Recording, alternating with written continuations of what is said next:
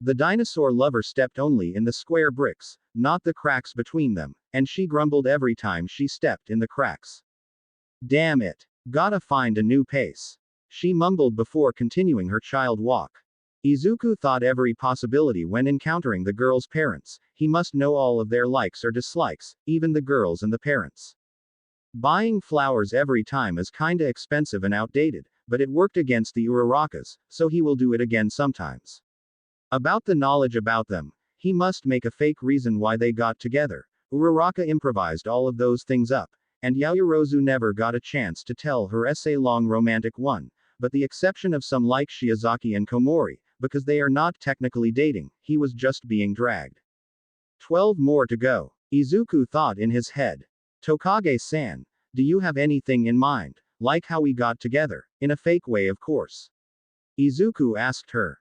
Easy. You and I met at a dinosaur museum. I fell on your dick and then your rod of peace penetrated to my womb and you come immediately resulting me pregnant and you said you would take responsibility. Tokage-san. Izuku screamed while blushing like crazy. Jesus, how could she think something this wild? And Setsuna was just laughing. Just kidding. She waved her hand. I confessed you after the patrol training at second year. Do you remember the training? Izuku nodded. Yeah, I also remember when you accidentally got your fingers bitten because you poked a dog. Izuku tried to ignore Setsuna's rants when he reminded her that super embarrassing moment. Don't you ever mention that to my parents, especially my dad. Setsuna warned him. Why? Because my dad had given me a dinosaur paint nail before I was bitten, and he loved it so much, if he finds out that I lost it, I will be very, very screwed. Setsuna told him as she deepened her voice to intimidate him. Okay. Izuku gulped. And oh, speaking of fingers, Kanoko just painted me one. Setsuna held stretched out her fingers for him to see. It was a dinosaur-themed paint. The creature looks like a velociraptor with its mouth opened wide, showing its scary teeth, but the only weird thing is it has mushroom everywhere. Wow. It is very cool. Izuku was amazed. He didn't know Komori could paint anything this detailed. I know, right? I just got it this morning, but Kanoko just got excited and painted the raptor with a mushroom. Setsuna said, buzzing her lips like a horse or something. It looks nice. Izuku moaned. Yeah, but it could have been better without the mushroom. Setsuna scowled. Well, you could call it Mushraptor. Izuku joked. Setsuna deadpanned. This is a lot worse than Kanoko's puns. Your joke sucks, Broccoli-chan. But you made a dinosaur joke, so I will let it slide. She smirked. Don't call me broccoli, I hate it. Izuku pouted. The reason why he hated it was because his mother tricked him to eat a stock for an All Might figures, and then she broke her promise. I pretty much hate nearly all of the vegetables, to be honest. I don't like potato, but I like fries. I am not a big fan of chocolate, but I love Oreo. Why are you listing that? Because a boyfriend must know what his girlfriend likes or dislikes, right? She winked at him, mouth grinning like a dinosaur. Izuku blushed upon hearing this. They are just fake dating, it is not real, right? Tokage-san, don't say that out loud. What? The street is kinda empty, plus they would even care. That was not true. A woman wearing a thick long coat, with a face mask and sunglasses suddenly walked into them. She took Setsuna's hands and inspected them, and she continued doing it with nearly all of her body. Hey, who are you? The woman in question straightened her coat and cleared her throat. I am sorry, I am just looking for a woman for an advertising campaign. I was checking on you to see if you are qualified or not. Upon hearing this, Izuku felt suspicious. If they really had a beauty campaign, they would hold an interview, not just randomly pick someone, but Setsuna on the other hand, was excited. Really? Hey, yes, they should pick me. A beautiful girl like me should be your represent. No, miss, you are literally the ugliest I have checked so far. The mysterious woman cut her off. What did you just say? Setsuna angrily yelled, hands stretching to shake her. I, Tokage Setsuna, am the most beautiful girl in the world, how dare you say that? She screamed as she violently shook the poor woman who just did nothing. Don't do that, Tokage-san. Izuku yelled as he tried to restrain her. The dinosaur lover just aggressively tried to get out of Izuku's grasp. The woman just shrugged her shoulders and left, which made Setsuna even more angry.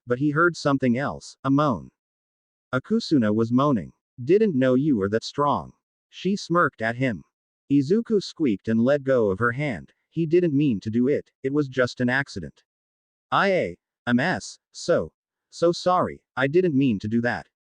Izuku bowed. Izuku, don't apologize her, she is setting you up. Setsuna yelled, crouching down to get him up, but Izuku still stubbornly bowing. Akusuna rubbed her hand in fake pain. How ungentlemanly of you, boy. You dared to hurt a virgin woman like me. How cruel. Akusuna sobbed, while Setsuna deadpanned. I'm sorry. Izuku bowed even lower. Izuku. Setsuna shouted. Akusuna laughed uncontrollably, her shorts mixed with her giggles. After a while she calmed down, although she still sometimes laughed again. Alright, I am sorry for doing that, come in, come in. Yes, Miss Tokage. Izuku straightened his back, and Setsuna continued ranting him about apologizing a woman like her. How cute, but I will corrupt him soon. Akusuna smirked as she walked to the kitchen. Why the hell did you do that? Setsuna whispered. Because she is your sister, Setsuna. Izuku protested. Then she would use that to abuse you. I can handle that. Setsuna angrily shook her head, gritting her teeth in annoyance. No one can, even my parents. God doesn't even know what she is thinking. Somewhere else. Nezu grinned. That can't be true, Setsuna. Izuku said while sweating. Right. Setsuna gulped before telling him a story. Long and long ago, a baby girl was born. But she was no ordinary baby, she was a Satan with an Indoraptor's mind. In the first day she managed to break the hospital's electric generator, causing the whole floor sank in darkness. When she turned 4, she fooled the whole residential area by taking her death, multiple times, sometimes they even called the police to check but it was fake. She continued giving everyone's nightmares every time she was bored. The evilest thing she had done is trespassing the principal's room and published the answers of the entrance exam. And she is Tokage Akusuna. Izuku blinked her twice, that was horrifying. He didn't know that her sister could be this scary. I told you, we should have gone sooner. Setsuna grumbled and taking him to the living room. It couldn't be worse, right? Izuku asked, but no one can answer that. When they reached the living room, Akusuna was talking to someone through the phone. She whispered every word she said and even eyed him before continuing her conversation. Setsuna didn't notice that and went straight to TV, and she switched the channel to some dinosaur show. Izuku sat at the other end of the couch, afraid of non-consensual touching. Setsuna quickly took notice of this and moved closer to him, only for Izuku to move even further from her.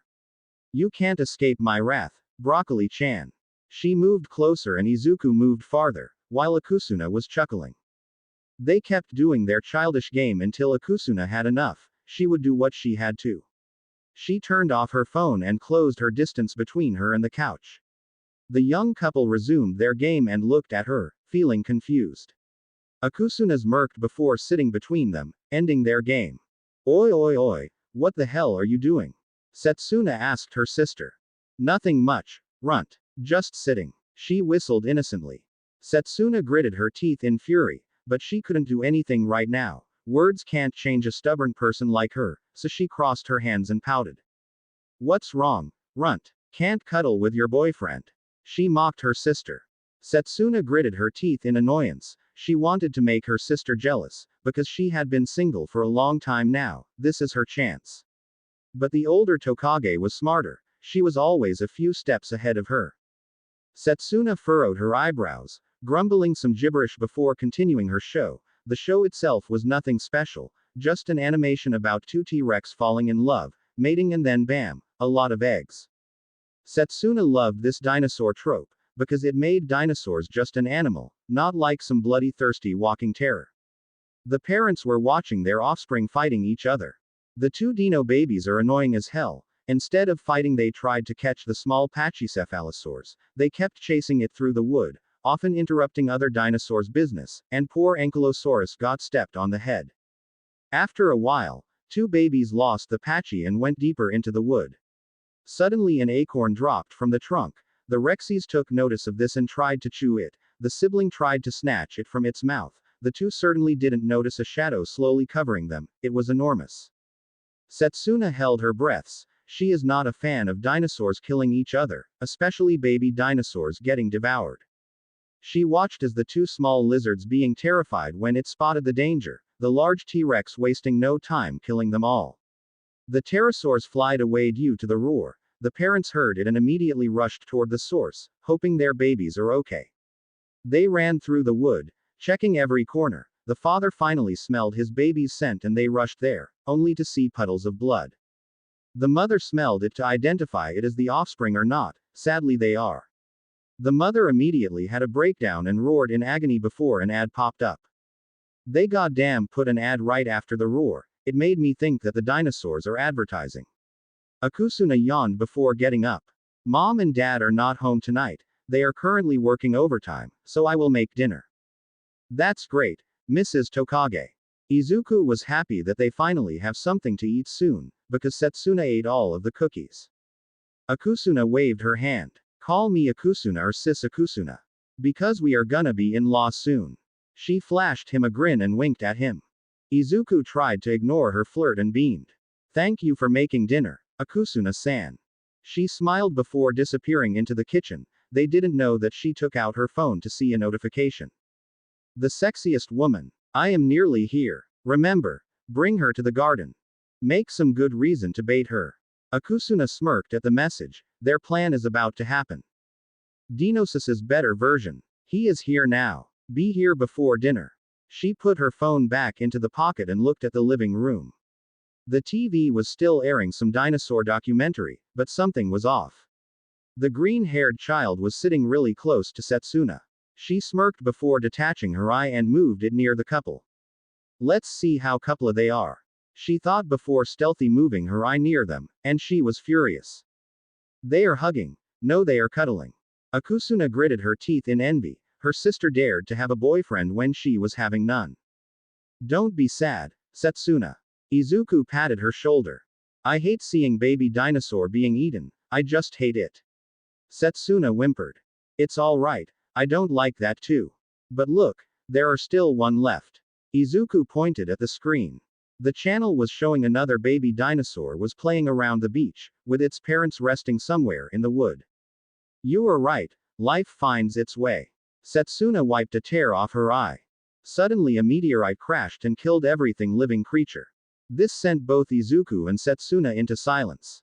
The parents were killed, the baby fell off the cliff and died, many other dinosaurs died at the barren ground. Never mind. Izuku took back everything he had said. Setsuna was dumbfounded, eyes widening. But she quickly regained her calm and leaned into his touch. Well, let me tell you a secret. I imagined the evil T-Rex as my sister. She joked to lighten up the mood. Izuku laughed nervously at her joke. What makes you think like that? Setsuna deadpanned. Just look at it. Its face, its eyes, its mouth and even its skin. They all remind me of my goddamn sister. She explained to him with every detail. Yeah, you are Izuku stopped. He didn't know why, but he felt something, or someone was staring at him. Akusuna was eyeing him a very red eye. If he finished that sentence, he would be doomed, so he decided to shut up.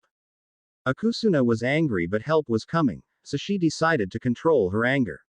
The big sister took a deep breath before heading back to the kitchen. While Izuku and Setsuna were telling each other's stories, like Izuku accidentally punched Shoto and he asked, "Are you sorry?" Or Setsuna's new iguana named Iguanodon, and it often got out of its chamber. So yeah, my Iguanodon is so aggressive, it sometimes looked me in the eyes like it wanna say, humans are disgusting. It reminds me of some immortal lizard I read somewhere. Izuku nodded at every word. He was kinda amazed by Setsuna knowledge about reptiles. Like sometimes lizards heat itself during mating season, or some stupid things like if a lizard fell into a radioactive chamber, it will become a Gojira. That was definitely weird. A series of loud footsteps could be heard on the second floor. Akusuna was doing shit again. Oi oi runt, your lizard escaped. She shouted from the second floor. Setsuna wasted no time to dash toward the stair. Code 19 is happening again. She ran to her room to check her precious reptile. She broke through the door and immediately looked at her table. The weird thing is it was still there. The lizard was bathing in the light from the lamp. It looked at her before continuing its business. What the hell? Why did you? Setsuna felt sleepy. Her eyes felt heavy. The last thing she saw was her sister's smirk and purple smoke. Yes, just according to Kikaku. Akusuna cheered. Midnight smirked beside her. Make sure to do it nicely. He is very prudent. One wrong mistake will doom you. Akusuna giggled, already taking off her clothes. I know how my runt acts, and the boy looks naive, so he won't know. She took off Setsuna's clothes and wore it, checking her body before cutting a bit of her body to match Setsuna's. Is it right? Akusuna asked her aunt, who gave a thumb up. It matches. Midnight smirked. Do the legendary Setsuna hip move. Akusuna posed. She titled her body to the right, her left arm placed on her hip, the other was on her neck. She grinned widely. Midnight clapped her hand. Wow, you look identical to her, so youthful. Akasuma huffed in pride. Because I am better than her. Midnight smirked and pushed her out of the room. Now go corrupt him. Akusuna grinned evilly. Her plan is simple. Go down there and get him on the bed, and then Midnight comes in and accuses him, making him super embarrassed. Setsuna waked up and finds her boyfriend sleeping with her sister and boom, they break up. Simple plan. Just what she likes. Setsuna dared to intimate with him in front of her. She was currently single, and she felt normal, but her sister cannot have a boy when she is not. She walked down the stairs and found Izuku still watching the TV. The show was different. Not a dinosaur show but a child cartoon. It was an old Doraemon episode about Nobita cloned another Shizuka to help her, but the clone becomes smarter, so Nobita has to find who is the imposter. Akusuna sat beside Izuku, who didn't recognize it was her sister, not Setsuna. She looked to Izuku's face to find any suspicion on his face, but no sight of it. She moved closer to him. Luckily Izuku didn't move like last time. She kept moving closer to him until her head placed firmly on his chest, relaxing her body on his touch. Damn, he got some nice pecs underneath.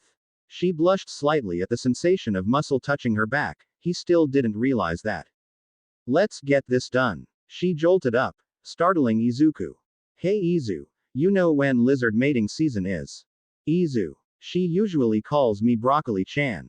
He felt something was off. Well, maybe she had various nicknames for him.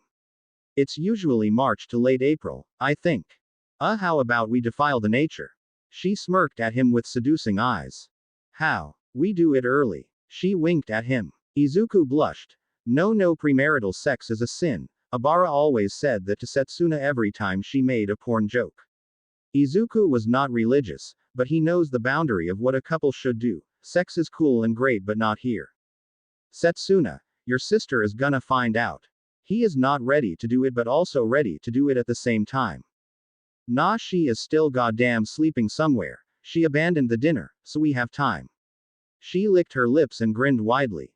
Izuku was blushing heavily. His breaths are uneven. Her mouth was too close to his neck. Her hot breaths kept hitting his neck. The sensation was so good, Izuku's hand unconsciously grabbed her hand. In every intercourse, they usually do foreplay before the main thing. She smirked before letting her hand be grabbed by Izuku. Izuku took it gently and lightly kissed it, caressing her slender hand, although it felt so rough at the edge. She used her fingers to claw his cheek. Her nails made contact with his skin. Izuku shuddered at her touch. She held up her hand for Izuku to kiss it. Izuku complied, his hands holding it, and he lightly kissed it again, but then he saw something. Her nails didn't have a mushroom on the raptor's head. There is something wrong here. Izuku could feel it. Izuku still kept silent, still trying to process what was happening. Did she wash it off? No, the whole dinosaur could be washed off. Did she paint something to delete the mushroom? No, she doesn't want to erase Komori's art. What's wrong, Izu? She titled her head in confusion. Izuku zoning out for a while now. She needed to get him back into real world again. She smirked. A kiss can bring him back. She leaned her head toward, her lips opened a bit, readying to kiss him. She breathed right at his lips before stopping a bit. Seeing Izuku was back, she jolted toward for a kiss. But Izuku blocked it with his hand. Akusuna was confused. Why did he stop her? The boy agreed to do it, and then suddenly stopped her. How confusing. You are not Setsuna. He mumbled quietly. What? Akusuna couldn't hear it,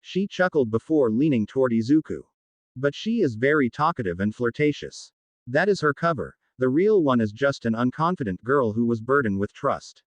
She explained to him. That was right in the joint training in the first year. She cleared her throat and leaned toward Izuku. Also, can I ask him one thing? Just one thing. This is it, the super important advice the parents always tell him at near the end of the date. What would it be this time? Treat her right or protect her. Izuku nodded, readying to hear another advice. Akusuna took a deep breath before whispering into his ear. Don't eat her Dino crackers without her consent. What? That's it. Dino crackers. Izuku furrowed his eyebrows in confusion. He was expecting some good advice from her, not some kind of rule. Her what? Dino crackers. She repeated. Seriously. Izuku deadpanned. Then what did you expect? Some good advice like treat her well or protect her at all costs. Izuku raised his finger before retreating it. Akusuna took a deep breath. Well, she hates me because I accidentally ate one of her crackers. She swore that she would never love me. So don't do that. That is probably the weirdest thing I have ever heard. Izuku kept quiet. Well, enough said. Go back to Setsuna. She pushed him on the back, urging him to go. This is the weirdest family so far. Izuku thought as he was being pushed by Akusuna. After a while he saw Setsuna watching some sauropod fossils, rubbing her chin in thought.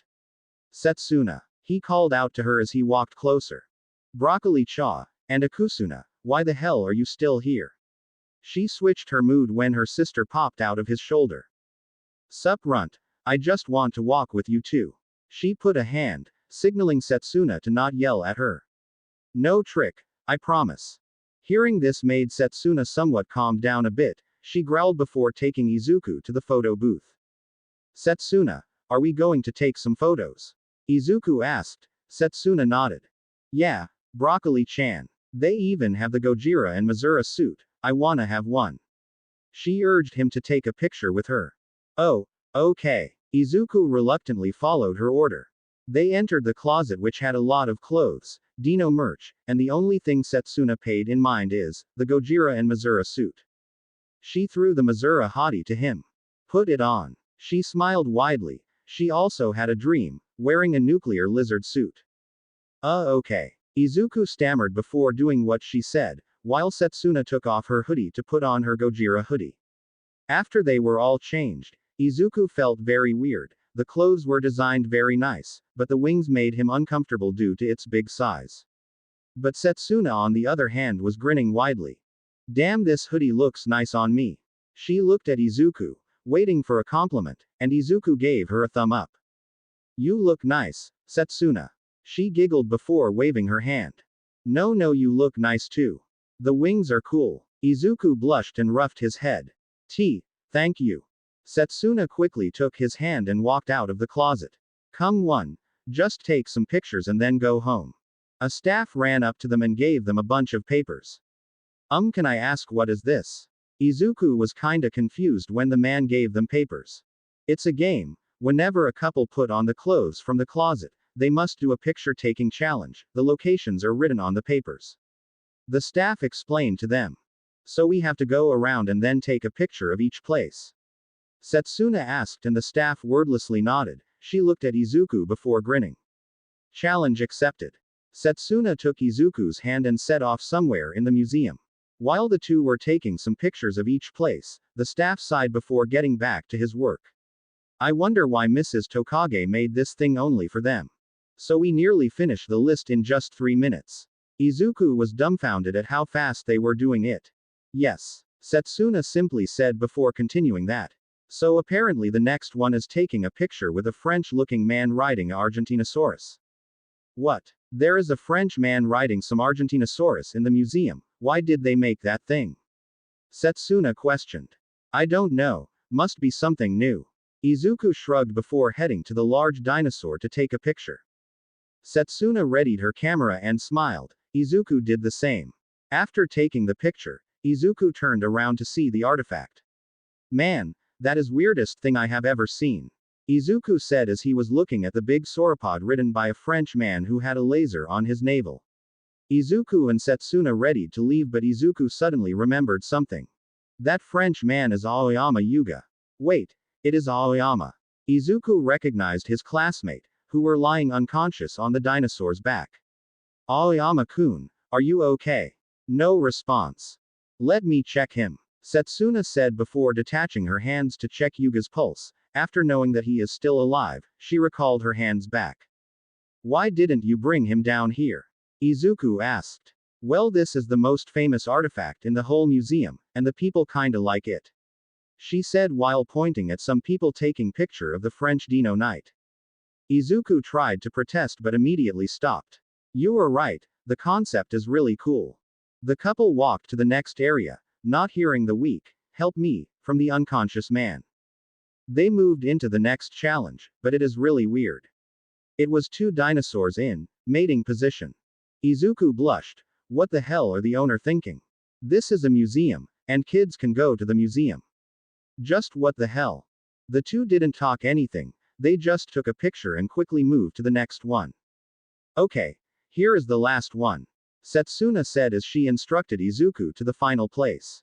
The final destination was a lovely place for couple. It was just a display of two dinosaurs crossing their necks together, two dinosaurs in love. Ah, it is so cute. Setsuna squeaked at the sight of such lovely artifact.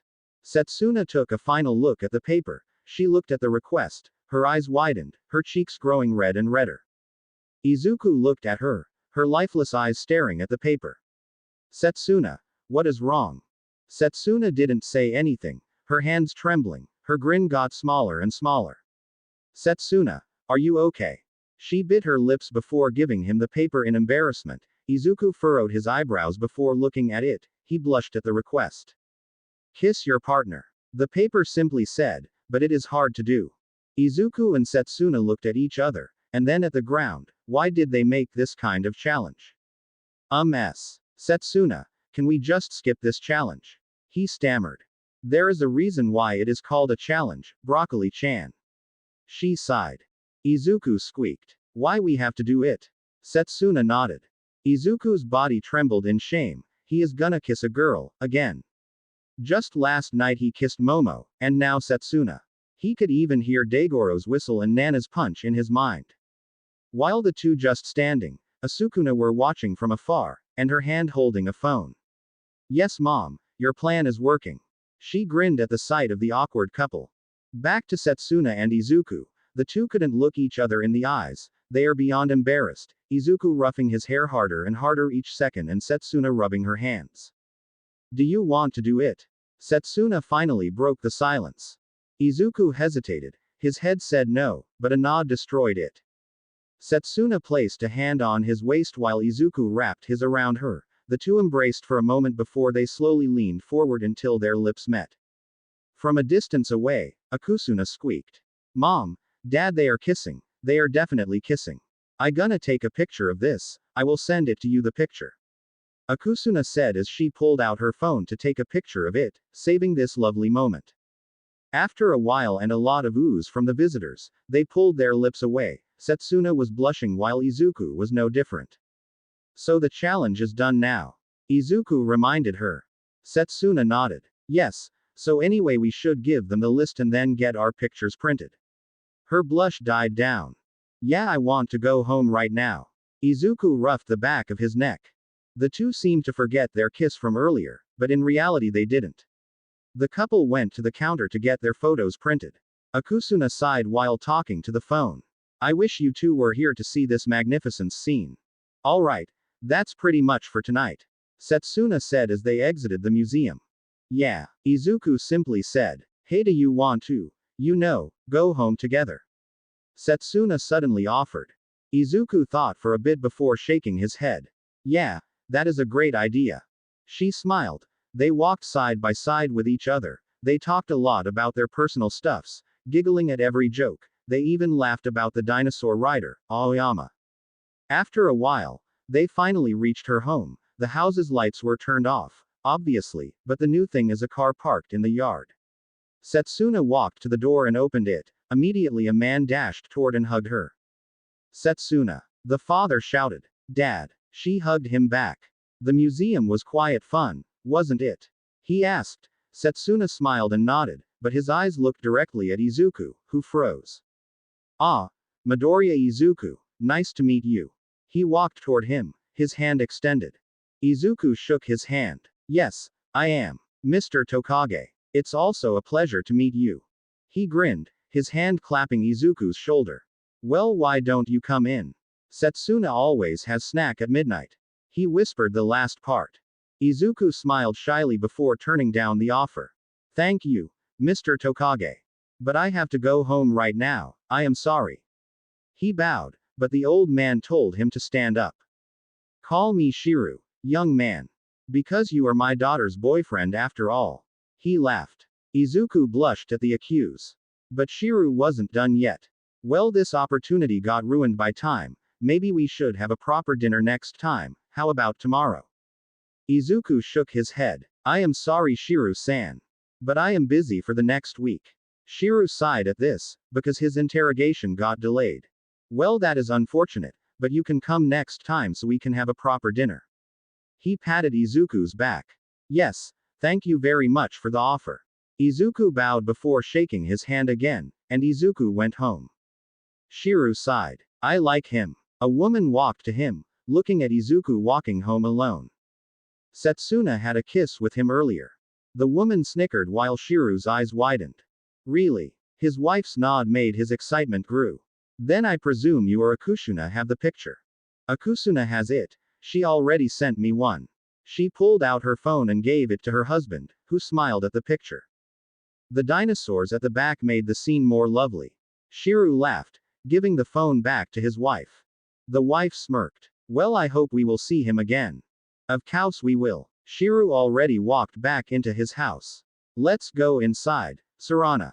His wife, Satada, nodded before following her husband, her hand still grabbing the phone still turned on, and her phone's home screen was the picture of Izuku and Setsuna kissing. The next morning, the newspaper published a big new. A French man rode a brachiosaurus. Ah, come in, come in. An orange-haired introduced his friends to his house. All of the kimono wearers stepped into the house, bowing to the dojo owner before continuing their way to the living room. His house was particularly a Japanese-style house, similar to Endeavor's, weapons hanged at the walls, even a staff was placed near the shoe stand. After the orange man waved his hand down, signaling his friends to sit down, to which they complied. All right, gentlemen. The good news is, he will come. He announced. All of them laughed at that, except for one purple kimono wearer sitting at the far side of the room. They continued giggling before asking about the boy. Who is he? The slimmest man asked. How strong is he? Kendo Dono. Another one asked. Is he strong? I don't want to face him. An elderly-looking man hid his face behind the couch. Relax, let me tell you all, and you stop calling Kendo Dono, we are not friends. Kendo reassured his friend and accused his other not friend. The man just smiled and tilted his head like a child. Why did you say that? Kendo do. He was cut off when the orange-haired man suddenly punched him in the jaw, sending the man off the couch. We are not friends. Kendo mumbled quietly before sitting down. The others didn't really care about it, must be something daily. So apparently, the boy's name is Midoriya Izuku. Kendo told his friends after calming down. The old-looking man suddenly held his head in pain, whimpering some gibberish before being calmed down by someone. No, it's the boy who destroyed everyone in the sport festival, I can't beat him. The man yelled. Kendo held his chin in thought.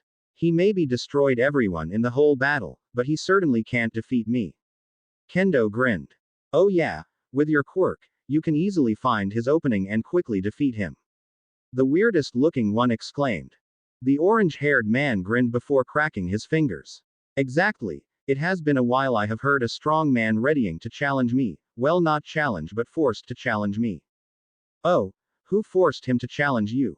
The annoying man who was punched earlier woke up, only to be punched by him again, but he didn't even flinch. Tell me, Kendo Dono. Kendo clicked his tongue before giving up, knowing that the man was stubborn like hell. He is my daughter's spar partner. I made a challenge with him. That's all. The annoying man grinned widely. A spar partner, do you think they could be more than that? The man asking Kendo while grinning. Kendo stopped on his track, his head tilting.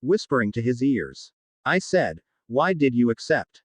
Izuku bit his lips before explaining. Well, they are my friends, I trust them and they trust me. Izuku hoped that this would somewhat make Todoroki understand. Shoto nodded, his eyes still staring at Izuku's. So how much? How much what? Izuku was confused, what quantity? How much do they trust you? Shoto asked with each word, stressing every word. Izuku gulped. Very much. This however didn't get any Shoto's reaction. Well, maybe enough to do this. Shoto nodded, but there were still one more question left. So what pushed you into that? Friend status, or feeling? Izuku froze. This was too far. Of course Izuku said he accepted because the girls trusted him, and he owed them very much. But what does it have to do with feelings? What did you say, Todoroki-kun? I just told you that I helped them because you like them all. Shoto deadpanned, much to Izuku's shock. Izuku blushed, his hands waved around, his mind thinking rapidly. No. It can't Todoroki-kun. No girl like me, just look at me. I am plain, mumble a lot. It creeps girls faster than Mineta, and I certainly you that know girls in class 1A or 1B like me. Izuku explained, while Shoto just looked with amusement. I see, then tell me why didn't the girls pick someone else? If they realized that you were taken, they could just pick another one to speed up the process. Shoto asked another one. Izuku realized, that's right, he was right. Itsuka could have chosen someone else, like Tetsu, he is also good at fighting. Suyu could have done the same or at least denying it, like pretty everyone else. Did the girls really have feelings for him, or was it just only him? Izuku shook his head, clearing all doubt on his mind. Because they were forced and randomly picked a name, I was just got into it. Shoto nodded again. Well, good luck then, Midoriya. He simply said before strolling into the gym. Izuku stopped in front of the gym, thinking about the situation. Did they like him or he was their reluctant choice? He didn't know, and he couldn't decide. He just literally kissed Tokage last night. Did he do it because he loves her or just for the challenge? Either way they did kiss each other. Oi, feeling concerned. Daigoro asked. You must be really sad, you know that they are just fake, they are not your real girlfriends. Banjo. Nana shouted. I hate to say this, Shimura. But Banjo is right, Midoriya is just their item, used by a girl, and then be given to another one. En agreed with the bald man. But still, don't say anything like that, it can lead to misunderstanding. Yoichi calmed them all. Still, wasn't that his choice? The second user mumbled. He literally agreed to help the girls, so he has to face the real consequences. Still, they treat him right, so they wouldn't throw him away like that. Nana protested. Just 3 good dates couldn't prove he is happy about it. En deadpanned. But they had good times, and they kissed. Nana shouted. They were not natural, especially the last one, the Yaoyorozu one was just a thank you gift. En mumbled. Maybe. Daigoro snickered before sitting down, thinking to himself. But I would like to see what will happen after all of the dates. Nana furrowed her eyebrows in annoyance, but they are somewhat right, they all thought that Izuku was being used, but Nana refused to believe it. Before the whole fiasco happened, they had a good relationship as friends, close friends. A single tap on the shoulder brought him back to life. Izuku shuddered at the light touch. Oi Izuku, what the fuck is happening to you? It was Bakugo. Ah, Kachan. Izuku was surprised, he zoned out. When, how long? I was just thinking. He shrugged his shoulders with a forced smile. He stretched the word, his signature grin appeared. Thinking about how many rings should you buy, right? Let me count. You need 15 rings in a big fucking wedding. Izuku blushed, his hands waving rapidly, his mind going a few miles a second. No Kachan, it was other thing, it is other training, today's training. Izuku tried to explain but no use, judging by a nod from grinning Bakugo. Really? Izuku nodded dumbly, Bakugo bit his lips before proceeding to the gym. I don't trust that. You don't have to trust me. Izuku shrugged his shoulders before entering with Bakugo. Oh really? You are really getting bolder now, not a fucking wimp who tried to explain his situation every time. Bakugo snickered. Everyone changes, Kachan. Izuku simply said before assembling with his class. Aizawa stepped in front of the class with his new sleeping bag. His eyes looked darker than usual. They swear that some girls even saw a lipstick mark on his bag. Attention! Today's training will be hand-to-hand combat with Class 1B. Quirks are not allowed. You guys can choose who to fight with. Aizawa immediately went to sleep after the announcement. Seriously. The whole class deadpanned. Make way for the superior Class 1B. Monona shouted as he kicked the door. Ah, the puny Class 1A got here before us. Well, couldn't you guys just go ack? A single classic neck chop stopped his childish behavior. Monoma, stop this little stupid class rivalry. We are sparing, not fighting. Kendo angrily scowled at him. Alright, Class 1B. Go and pick a fight partner. Vlad King told them before looking at Midoriya. He grinned to himself. He will die soon. Izuku held his hands in anticipation. He didn't know who would pair with him considering his fighting skill. So far only Kachan, Kirishima and Tetsu. Itsuka could only fight him properly. But Bakugo was sparring with Sato right now. The similar quirk boys were picking on each other. The two were punching like some stands. Sometimes their quirks activated accidentally. Come at me with all you got, Kuribro.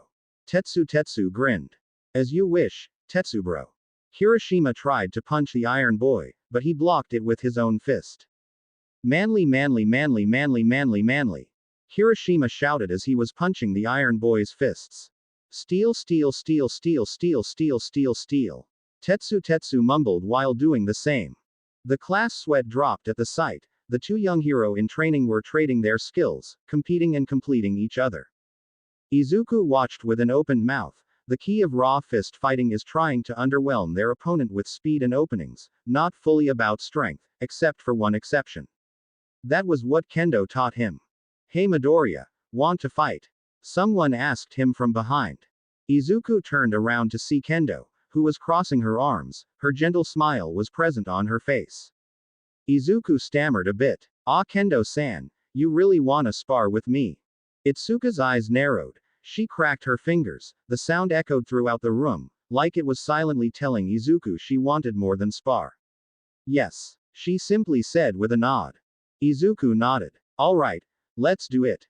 Izuku pulled back his short gym sleeves back, getting into fight stance. Itsuka also got into the same pose. Her skinny yet muscular arms flashed under the light. Izuku guessed Abara shared her power to Itsuka too. Izuku just blinked once and Itsuka was already launching at him. Her feet obscured his entire view. He blocked it with his hands, although it was really hurt. But Itsuka was not done. She quickly switched her other leg to kick his head, and Izuku blocked it again on time. Not bad. Itsuka complimented him before dashing back, avoiding Izuku's punch. Izuku simply grinned before charging at her again, but this time he baited her by faking a punch and then diving down to punch her stomach, similar to Tagata's move.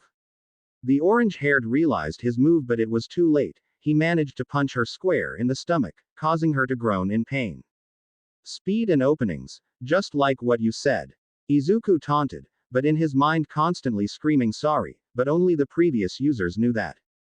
Itsuka held her stomach and coughed a bit, rubbing her belly to ease it away. She took a deep breath and grinned at him. Her eyes gave away her determination. Yeah, she said before dashing to his left, trying to neck chop him. But Izuku used his forearm to block her attack. He tried to swipe her legs and failed to do so. Itsuka quickly regained her legs and kicked him in the right side of his abdomen. Izuku gritted his teeth and continued blocking her attacks. She then delivered a powerful kick to his other side. Izuku's forearm was still in place but she breached through his block. This sent Izuku to ground. Something distracted you, Midoriya. She grinned before cracking her neck. Izuku groaned in pain. The kick was strong enough to destroy his defense. Shaking his head to clear his mind, he quickly got up again to fight. He huffed before shaking his hands. Itsuka smirked. This is the sign Midoriya was ready to fight again. She challenged him by curling her fingers toward the palm. Izuku took that message and charged at her. The two continued fighting each other, punching and blocking all over again while the class watching with surprised faces. Defeat her. Midobro. Hiroshima shouted while pinning Tetsu with his hand on his face. Don't lose. Kendo. Tetsu screamed louder to compete Eijiru's shout, which eventually blew into a shouting contest. Go. Deku-kun. Ochako raised her fist up. Yeah, there is no way Midoriya would lose this match. Shiro taunted, which triggered the whole Class 1B. Ha ha ha. Kendo is much superior than all of you combined. There is no way that she would lose to the vegetable. Ah. Monoma passed out due to Setsuna's remote hand chop.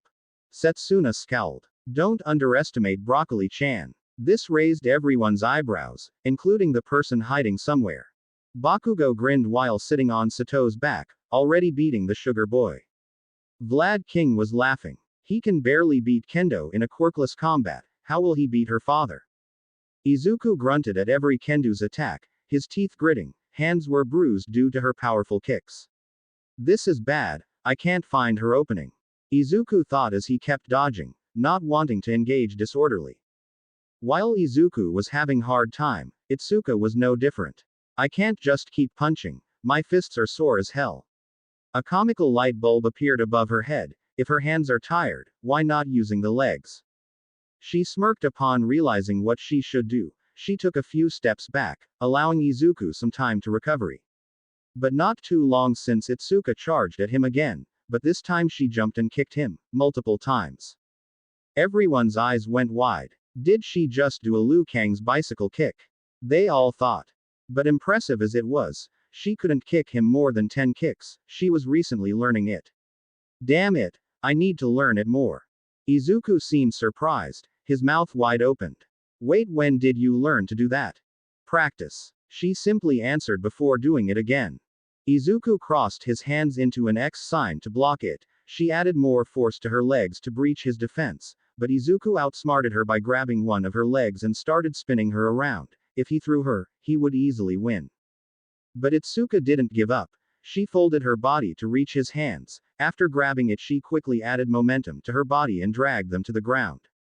Izuku grunted in pain. He tried to get up, but Itsuka put him in an armlock, preventing him from standing up.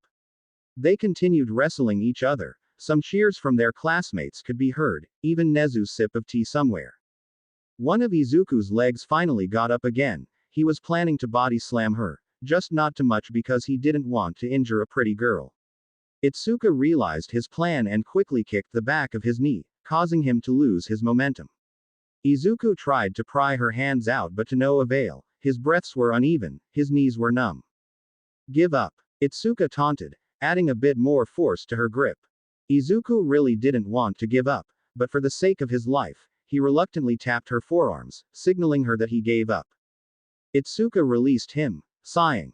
Nice match, Midoriya. She got up, brushing all the dirt off her clothes, but she never forgot to extend her hand for him to get up. I gotta say, I just recently learned the bicycle kick, so it was a bit rusty. She held Midoriya up, who grunted and stretched his body. Yeah, well, you surprised me there. Izuku shook her hands, honoring her fighting skills. No, you also did something great there. You nearly defeated me when you caught my leg. She rubbed her forelegs. While Vlad King was enjoying the flirting between them, he announced. Okay. I told you that you guys were gonna spar, not real fighting. The blood hero shouted the last part. Izuku, Itsuka, Eijiro and Tetsu flinched, they really broke the crucial rule. Vlad King sighed in disappointment. Only this time, okay. The four nodded, also Vlad King nodded. Alright everyone, it's the final lesson for today, go change, pack your things and go home. Everyone nodded. Wow Kendo, that was super awesome. Tetsu complimented his crush. Thank you, Tetsu. It's really hard to do though. Itsuka roughed her hands, everyone else in Class 1B cheered for her. Hey Midobro, I had faith in you. Hiroshima patted his shoulder. Yeah, but she was really strong, you know. I rarely find her openings. Izuku scratched his neck. Yeah, that was kinda still impressive. Bakugo snickered. I would have destroyed her in a few seconds. That's nearly impossible, Kachan. Without quirk, she is unbeatable. Izuku said, while Bakugo just clicked his tongue. Whatever. Bakugo mumbled before leaving the gym with everyone else.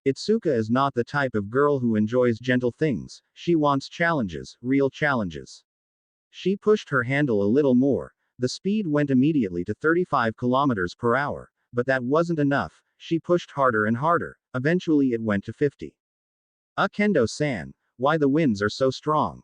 Izuku still didn't know anything. Life has challenges, Midoriya. She simply said before speeding up again. Kendo-san, slow down. Izuku tried to advise her but to no avail.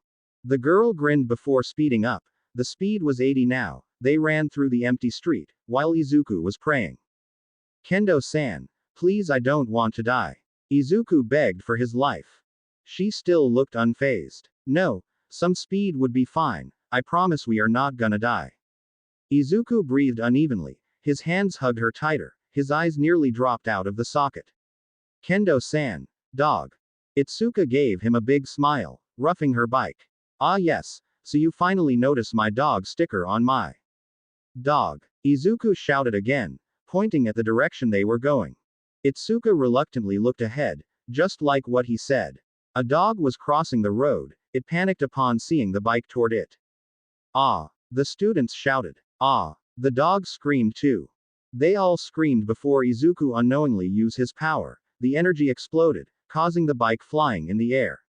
However, the dog was harmless, not the kids. Ah! Izuku and Itsuka screamed as they were flying in the air. The bike was already on the ground, but it is still running.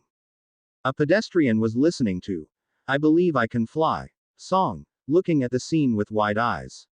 Hey, are they filming another Fast and Furious movie? Maybe the next movie name is Fast and Furious, symbol of speed. Another pedestrian mumbled, watching the two teens screaming for their life. Oh hey, I have an idea.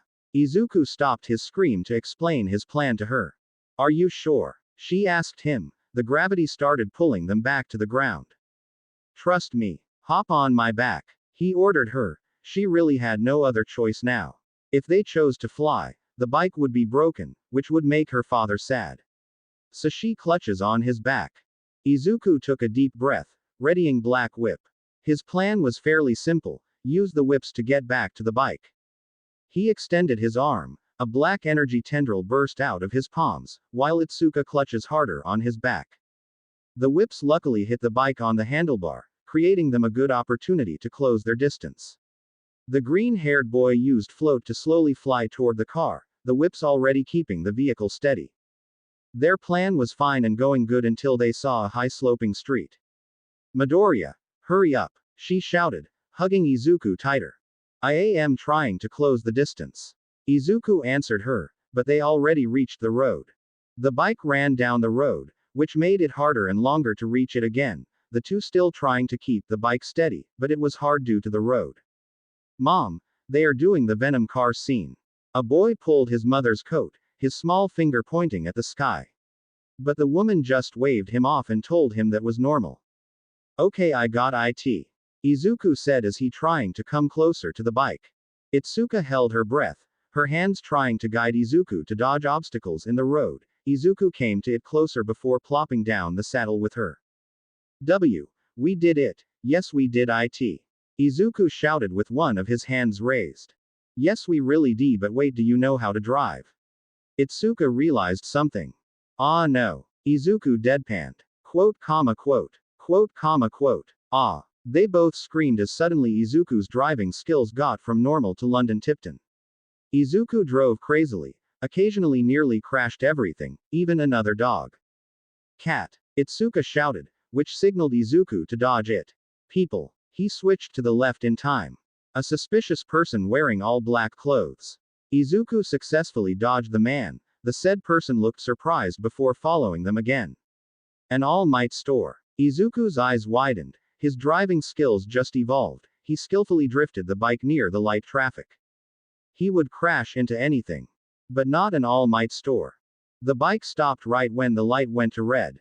We made it. Izuku mumbled. I can't believe we made it. Midoriya, we have just crossed a street. She said as she calmed down her breath. While flying and gliding above my bike, and running around at 80 kilometers per hour, and you are the driver.